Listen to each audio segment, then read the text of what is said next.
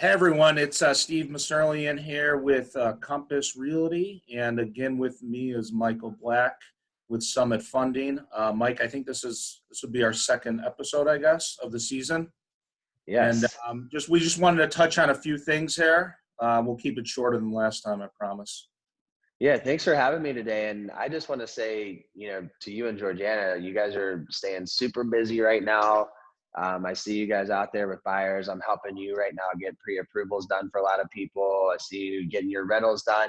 You just haven't let COVID, hold you back. And I think that says a lot about who you guys are and how you're doing business. So I personally wanted to ask you today just how, what's changed? What are the biggest changes you've seen with showings? What are the biggest changes you've seen in the virtual space? Like, just expand on how you guys are, staying as busy as you are right now. So what's really changed, I think this is going to happen for the future in real estate, is that I think the majority of properties now are not, many people are not going to see them unless there's an actual virtual tour, a video tour. And there's a couple of reasons for that. Number one is a lot of buyers are super busy, and renters alike. And, they want to see the full scale of the property before they walk into it. Like, yes, they're going to want to see it in person before they purchase it. I understand that. I mean, I would be the same way.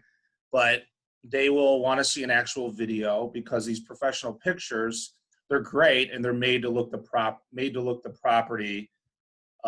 look as good as possible, obviously. So now what we're doing is every listing we get, we are making sure to do a nice YouTube video before, which we're trying to even perfect even better. And then every inquiry we get from a buyer or a renter, if it's a rental listing, we are sending the video out first so they can view it. And this has happened because of COVID but I think it's going to be the wave of the future as well. So people are just going to not, they're going to see the professional pictures, but you know what? The buyers they figure it out after a while that whether it's a studio, condo, 500 square feet, the pictures might make it look 1,000 square feet. Okay. So yeah, we're doing videos for everything and making sure that, the potential buyer or renter can actually see really the property beforehand before they walk Awesome. into it. Yeah. I think that's great too for like a lot of people that are moving into town because they just don't know like what they're coming in for, especially your out of towners are coming in for like that weekend to see places. I mean, it's got to Right. be a value add to be able to view the video piece of it. So I love you guys are doing that. Tell me a little bit about the showings itself. I mean, I know that's like, people are either looking or they're not. So how are you guys handling showings right now? So showings, if they're occupied properties, it's difficult to do the showings. If they're vacant spaces, then we're able to access the property and prospective buyers and prospective renters want to walk in and see them, and we're just taking all the precautions and all the measures to abide by the mandates and what we're supposed to do to be safe. 6 feet apart, masks, gloves. And that's how it's working. With the high rise, we do a lot of high rise condos.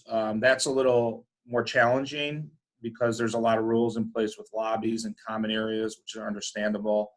But people are still going in there. They want to see these places in person, and we're doing going with all the recommendations by the CDC, and but it's not really stopping people that are searching to actually walk in the properties. It's not. So we're just taking precautions, as you can imagine. Yeah, I think the way you guys are handling it and getting people in and when you can, I mean, from what I've seen with my clients this since April 1 especially, I feel like there's just the opportunities to really get in before the floodgates open up, right? I think when this becomes back to the new normal, we're seeing a lot of people that are pent up demand right now. We've got a lot of pre-approvals that we've done on our end. Right now is kind of like the snooze you lose type deal. If you get in there now and you can see them, you can sometimes avoid that multiple offer situation. It is Yeah. usually a painful thing to have to deal with during the spring market, right? Right. Yeah. Usually, yeah. That's why we're. Yeah. So that's why I think for buyers now, if they can get in early, because a lot of people are on the sidelines, because nobody knows what's going to happen. So it's like everything. It's like the spring market's kind of been like delayed a little bit. Yeah. You know, that's Well, the environment we're in. I feel like there's a lot of more serious buyers out there right now. You kind of know who's serious and who's not, and who's gotten their ducks in a row with their pre-approvals, turned all their documentation in. I know like sellers are really hard up on that right now and making sure that job stability is there. I mean, that's been, I think, the biggest thing in my world right now is just making sure that, you know, every buyer we're working with right now feels very confident about their jobs. They feel very confident about their financial situation. So they're still going to buy properties. And I think Chicago's still forecasted to have this upcoming year. I think this year is supposed to be flat, but I think they're saying 20 and 21 or 21, 22. You're north of like 4% on appreciation factors that they're projecting right now for forecast. So, you know, it's not a 1 year play in this business right now. It's you're buying a home for what, 5 to 7 years. It's a longer term play. And I'm not, you know, I think with the forecast out there right now, you just can't beat the time with rates where they're at right now. Right. Right. Yeah. How is, which touches on another point I want to quickly ask you about the CARE Act. How's that affecting lending right now? The biggest nuance in our industry right now is just unemployment, obviously. And the CARE Act has provided self-employment business owners the opportunity to go out and get an SBA loan, right? So if you're self-employed right now and you're applying for an SBA loan, let it be known if you're in the middle of buying a home right now, if you're not approved on that SBA loan, the lenders are not going to accept you because they just don't know what the terms of your loan's going to look like at the end. So if you've got an approved SBA loan in place already, we have to count that debt against you in your debt to income ratios.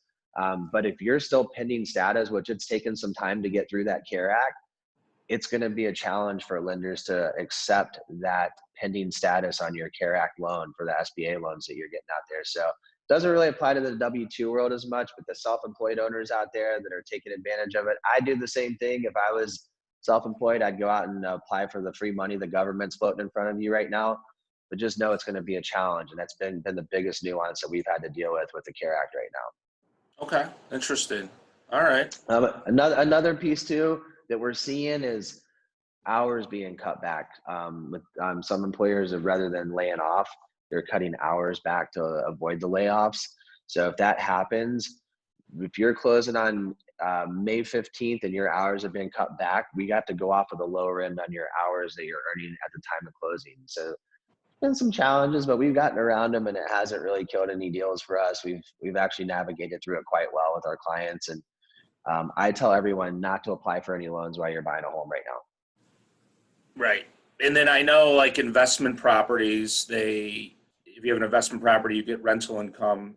Didn't they change the guidelines with that as well for landlords? That's a challenge. Yeah. We're not assuming that you're going to have fair market value rent on that property right now. You actually have to have a tenant that you're assuming the lease that's already in the property, which makes it next to impossible because you can't even show properties with tenants in it right now. So right. But if you buy like an investment property, you got to assume that lease, and that tenant has to be that current landlord has to be able to show that the rent's been paid on time from that tenant in order for us to count the rental income. So investment properties are a challenge right now across the board. It's going to be more and more challenging. You almost have to qualify for that investment property on your own without any rental income in the picture. And 25% down still, or is that changing? No, you can do as little as 15% down still, but okay. It's, 25% is kind of the sweet spot for investment properties. Right. All right. Well, I think we'll wrap this up. We did it shorter than last time. And yeah, perfect. All right. It was good talking to you, Mike. And, yeah, keep doing what you guys are doing. I love what you guys are doing out there. I love how you're helping people out right now. You guys are doing a great job. And, I just admire the way that you're adapting to this situation right now and really helping people get into homes. So keep it up, and give my best to Georgiana too. Okay. I will. Sounds good. Thanks. I will. All right, we'll talk to everybody next time, and thank you for joining us.